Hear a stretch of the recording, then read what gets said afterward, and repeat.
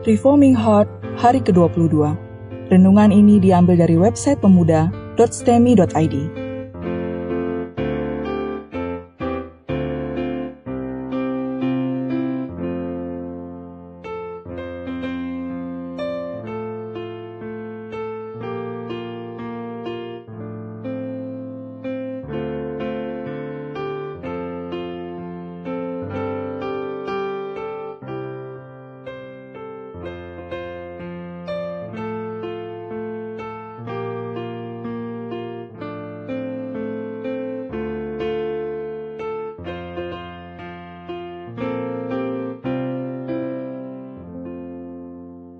Tema renungan hari ini adalah kemenangan Daud.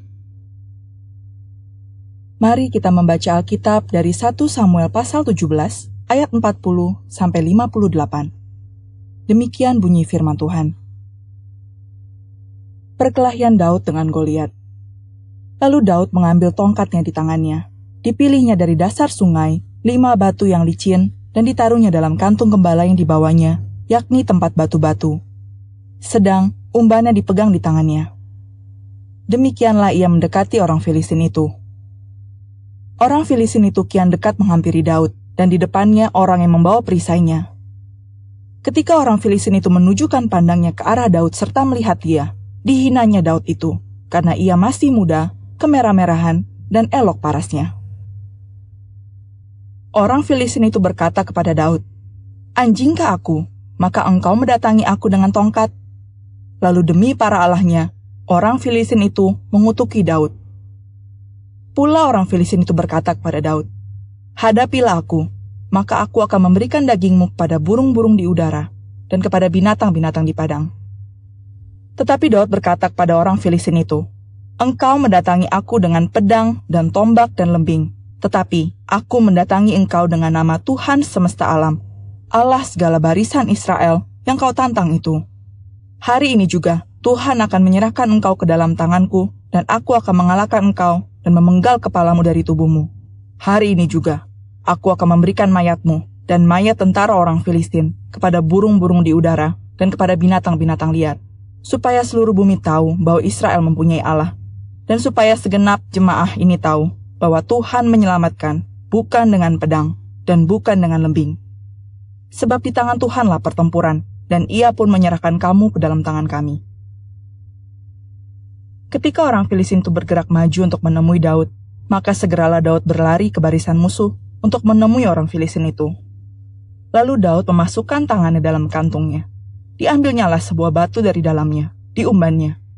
Maka kenalah dahi orang Filistin itu, sehingga batu itu terbenam ke dalam dahinya, dan terjerumuslah ia dengan mukanya ke tanah. Demikianlah Daud mengalahkan orang Filistin itu dengan umban dan batu. Ia mengalahkan orang Filistin itu dan membunuhnya tanpa pedang di tangan. Daud berlari mendapatkan orang Filistin itu, lalu berdiri di sebelahnya. Diambilnyalah pedangnya, dihunusnya dari sarungnya, lalu menghabisi dia. Dipancungnyalah kepalanya dengan pedang itu. Ketika orang-orang Filistin melihat bahwa pahlawan mereka telah mati, maka larilah mereka. Maka bangkitlah orang-orang Israel dan Yehuda. Mereka bersorak-sorak lalu mengejar orang-orang Filistin sampai dekat Gad dan sampai pintu gerbang Ekron. Dan orang-orang yang terbunuh dari orang Filistin bergelimpangan di jalan ke Seraim sampai Gad dan sampai Ekron. Kemudian pulanglah orang Israel dari pemburuan hebat atas orang Filistin lalu menjarah perkemahan mereka. Dan Daud mengambil kepala orang Filistin yang dipancungnya itu dan membawanya ke Yerusalem. Tetapi senjata-senjata orang itu ditaruhnya dalam kemahnya. Ketika Saul melihat Daud pergi menemui orang Filistin itu, berkatalah ia kepada Abner, panglima tentaranya, "Anak siapakah orang muda itu, Abner?" Jawab Abner, "Demi tuanku hidup ya Raja, sesungguhnya aku tidak tahu." Kemudian Raja berkata, "Tanyakanlah, anak siapakah orang muda itu?" Ketika Daud kembali sesudah mengalahkan orang Filistin itu, maka Abner memanggilnya dan membawanya menghadap Saul, sedang kepala orang Filistin itu masih ada di tangannya. Kata Saul kepadanya, "Anak siapakah engkau ya orang muda?" Jawab Daud, "Anak hamba tuanku Isai, orang Betlehem itu." Mari kita merenungkan. Pasal 17 ayat 40 mengatakan bahwa Daud mengambil beberapa batu untuk menjadi senjatanya. Dia mempersiapkan 5 batu dengan iman bahwa Tuhanlah yang akan berperang bagi dia. Dia tidak serta-merta hanya menyerahkan kepada Tuhan dan tidak melakukan apa-apa sebagai persiapan. Dia memilih 5 batu. Jika yang pertama gagal, masih ada 4 batu yang lain sebagai senjata. Mempersiapkan diri dan mengandalkan Allah seharusnya berjalan bersama-sama. Ayat-ayat selanjutnya mengisahkan dialog Goliat dengan Daud. Di sana, kalimat sangat indah dari Daud dicatat. Daud mengatakan bahwa dia datang dalam nama Tuhan semesta alam, Tuhan pemimpin ribuan pasukan malaikat. Inilah pernyataan iman yang sangat besar dari Daud. Dia memiliki pengakuan iman yang tepat dengan reaksi dan tindakannya. Mengakui Tuhan sebagai panglima perang yang memiliki segala kekuatan di surga, berjalan beriring dengan keberanian dia mendatangi Goliat dan menantang dia. Iman, pengakuan di mulut, dan tindakan dengan utuh menjadi satu di dalam diri Daud. Alkitab mengatakan bahwa Daud tergerak untuk melawan Goliat karena nama Allahnya dihina oleh raksasa itu. Inilah yang disebut dengan semangat untuk membela kekudusan Allah, zeal, atau kegigihan yang menyala-nyala untuk Tuhan. Kegigihan yang sama juga terdapat pada Yosua dan Kaleb, para hakim Israel, dan juga Yonatan. Kegigihan ini jugalah yang membuat Paulus dan para rasul terus memberitakan Injil Tuhan.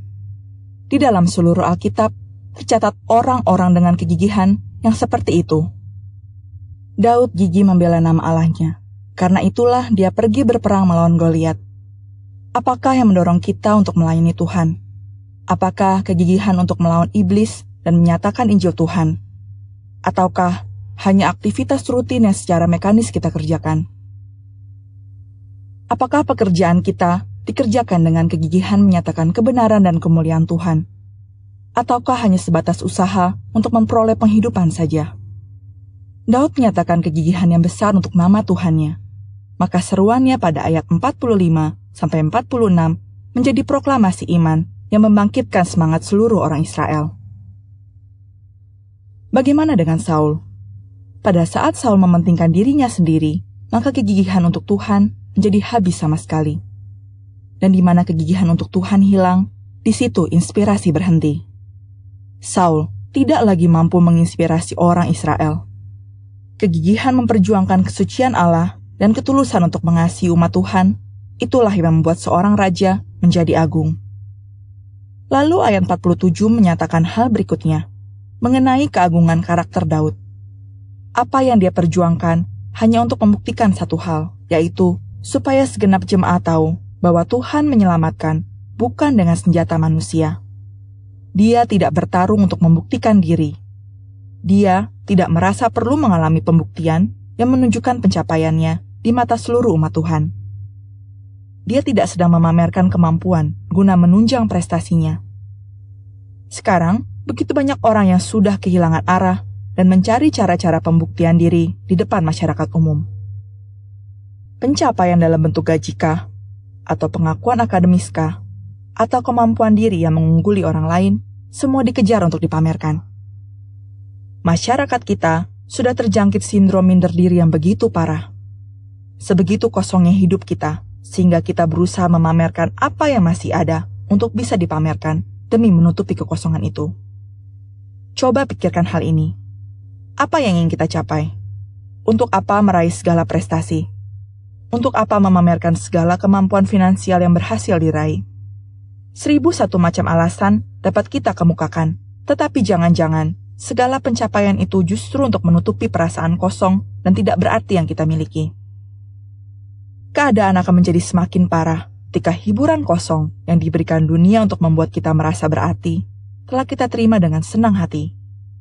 Hiburan yang berusaha membuktikan bahwa kita memang berarti dan berharga.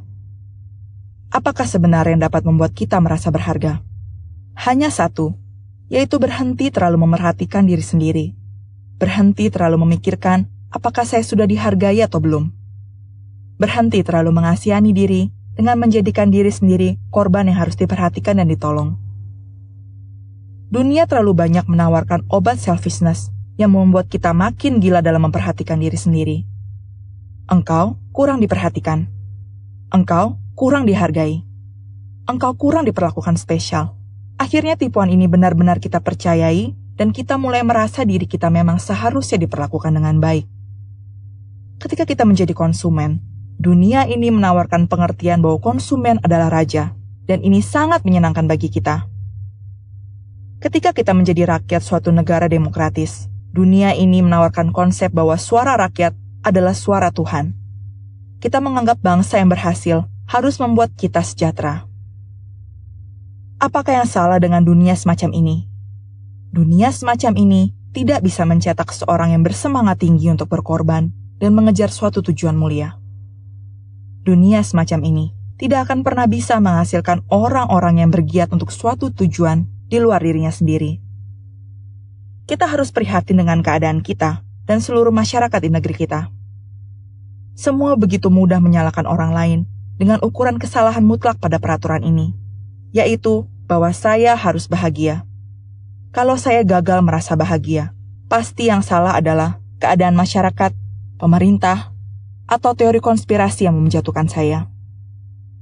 Tetapi semua penyakit ini sebenarnya tidak akan sanggup mempengaruhi hidup seseorang bila dia bergiat bagi Tuhan dan bila keinginan terbesarnya hanyalah untuk meninggikan nama Allah. Pertanyaan seperti, seharusnya saya berbahagia. Mengapa saya belum berbahagia? Atau, seharusnya saya diperlakukan istimewa. Tetapi mengapa saya dianggap sebagai orang biasa, sama seperti orang-orang lain? Tidak lagi menarik untuk dijawab oleh orang-orang yang bergiat bagi Tuhan. Dia tidak lagi menganggap perlu membuang-buang energi untuk hal yang baginya bukanlah prioritas sama sekali. Lalu apakah yang akan dianggap penting oleh orang-orang sedemikian? Orang-orang sedemikian mempunyai dorongan yang terus bersemangat bagi Tuhan, sehingga dia lupa berjuang untuk hal yang lain lagi, dengan kegigihan yang sama. Daud hanya menginginkan seluruh orang tahu bahwa Tuhanlah yang menolongnya. Itulah kerinduannya yang begitu besar. Maka Tuhan menyertai Daud. Daud maju dan membunuh orang Filistin itu dengan cara yang sangat tidak biasa di dalam peperangan. Ayat 50 mengatakan bahwa Daud membunuh Goliat tanpa pedang di tangan. Daud mengimani hal ini dan membuktikannya di dalam tindakan. Oh, betapa kita memerlukan orang-orang seperti ini. Orang-orang yang menghidupi imannya kepada Allah. Di dalam suatu pertemuan dengan hamba Tuhan dan majelis GRI, Pendeta Stephen Tong mengatakan, "My God is alive. That's what I want to show you. The God of Abraham, the God of Moses, the God of David is also my God. We are doing mission impossible. He'll make it possible. In more than 50 years of my life serving Him, I have witnessed it again and again." Allahku hidup. Itulah yang saya ingin tunjukkan kepadamu. Allah Abraham, Allah Musa, Allah Daud adalah juga Allahku. Kita melakukan hal yang mustahil. Dia yang akan membuatnya terjadi. Di dalam hidupku yang telah kuabdikan melayani Dia lebih dari 50 tahun, aku telah menyaksikannya lagi dan lagi. Mari kita renungkan hal ini bersama-sama. Adakah perasaan giat dalam diri kita untuk memuliakan Tuhan? Perasaan giat yang bukan sekedar ada, tetapi sangat menyala-nyala dan sulit ditahan. Jika ada, tahukah kita bahwa untuk memuliakan Tuhan, kita harus mengerjakan pekerjaan-pekerjaan besar yang mustahil terjadi? Jika kita tahu, sudahkah kita beriman bahwa Tuhan akan mengerjakannya?